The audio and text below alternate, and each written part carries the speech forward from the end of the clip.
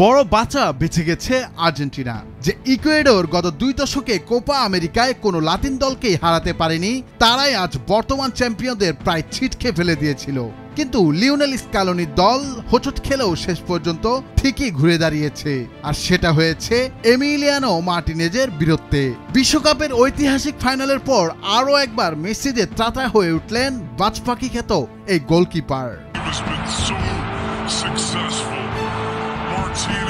টাইব্রেকারে লিওনেল মেসির shot miss হওয়ার পর যে চাপ ছিল সেটি একাই সামলেছে তার বিশ্বস্ত হাত। শুটআউটে 4টি শট নিয়েছে ইকুয়েডর, প্রথম 2টি রুখে দিয়েছেন মার্টিনেজ।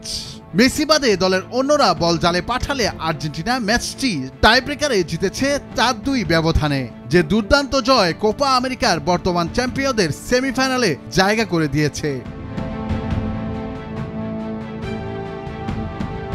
খেলা শেষে আর্জেন্টিনার জয়নায়ক মার্টিনেজ বলেছেন, টুর্নামেন্টের এই পর্যায়ে এসে আমরা বাড়ি ফিরে যেতে চাইনি।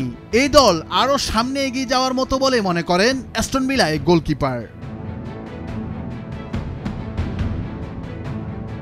আর্জেন্টিনায় দিবো নামে পরিচিত মার্টিনেজ ইকুয়েডর ম্যাচ শেষে মিক্সড জোনে বলেছেন, সতীর্থদের বলেছি আমি বাড়ি যেতে প্রস্তুত নই, আমার সমর্থকদের অনুভব করি, আমার পরিবারও কাছে আছে, এগুলো জীবনের বিশেষ মুহূর্ত, এই দল আরো সামনে এগিয়ে যাওয়ার মতো, সব মিলিয়ে ব্যাপারটি রোমাঞ্চকর।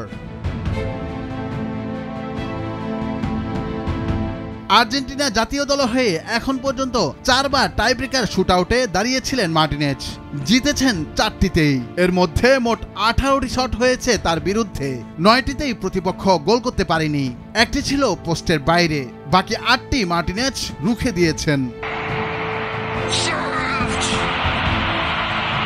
প্রিমিয়ার লিগের ক্লাব অ্যাস্টন ভিলায় খেলা 31 বছর বয়সে গোলকিপার নিজের মূল উদ্দেশ্য পুনরাবৃত্তি করে বলেন, আমি এমন কিছুর জন্য কাজ করি, প্রতিদিন আমি 500-এর মতো শটের মুখোমুখি হই, চেষ্টা করি সবসময় ভালো অবস্থানে থাকতে, আমার দেশের এটা প্রাপ্য।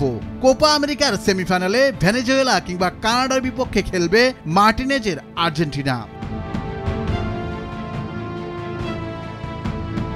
এমিলিয়ানোর মূল মন্ত্র হলো তার আত্মত্যাগ ও দলের জন্য নিবেদন, যিনি কথাটা রাখতে জানেন। নিজের ক্লাব অ্যাস্টন ভিলাকে কথা দিয়ে তুলে নেন চ্যাম্পিয়ন্স লিগে, মেসির জন্য যুদ্ধে যাওয়ার অঙ্গীকার করে ছিনিয়ে আনেন কোপা আমেরিকা কিংবা বিশ্বকাপের মতো প্রেস্টিজিয়াস ট্রফি।